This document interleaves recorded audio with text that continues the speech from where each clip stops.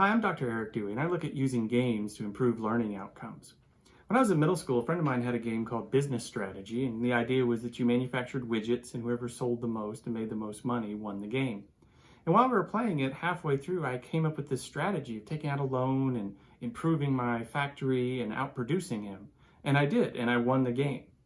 During the next week, I thought about that, and I was like, next time we play, I'm going to take out a loan right at the beginning of the game, and he'll never be able to catch up. So we played, and I did that. I took out a loan, I outproduced him, but what I didn't realize was that I just had way too much for the market. I was spending too much money on loans and in raw materials, and ended up losing the game. But it was my reflection on that game that helped me to learn and devise a strategy about it, and that's what we're going to talk about today. Reflection is simply the process of thinking about the reasons for our successes and failures in an endeavor, and then hopefully applying some lessons on what we've reflected on. The problem is we don't often do it. We have way too much on our mind.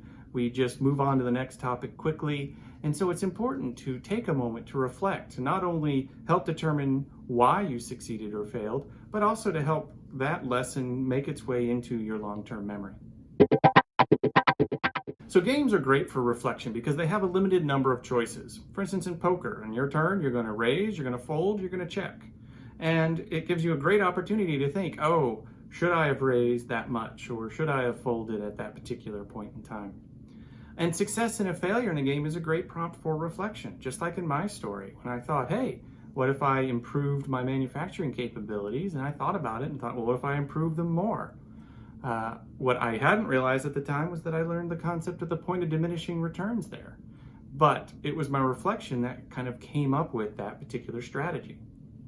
But sometimes players might need guidance to kick off this reflection, like from a teacher or from the other players, and have that ongoing discussion, which can then talk about the cause and effect for successes and failures in the game.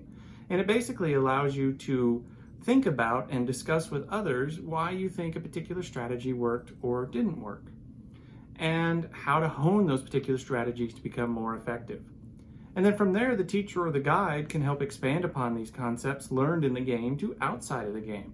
So again, in my example, the point of diminishing returns, we can then talk about other places in the real world where that point actually happens. Where you put more of X in and get less of Y out. But it's the game that triggers that reflection and that thought. And the beauty of the game part is that it allows us to learn the consequences of our action with little actual consequences. The worst thing that happens is we lose the game and we can play again.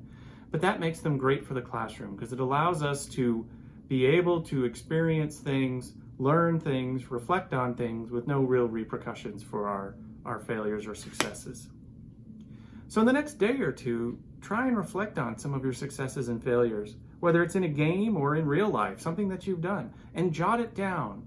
Just take a few seconds, it doesn't have to be long, but you jot it down and then reflect on what it is that you did and how you can improve it. And I think you'll find that way that you can help improve everything you do, whether it's gameplay or real life. Thanks. What grade is this? Okay. And so for the middle school.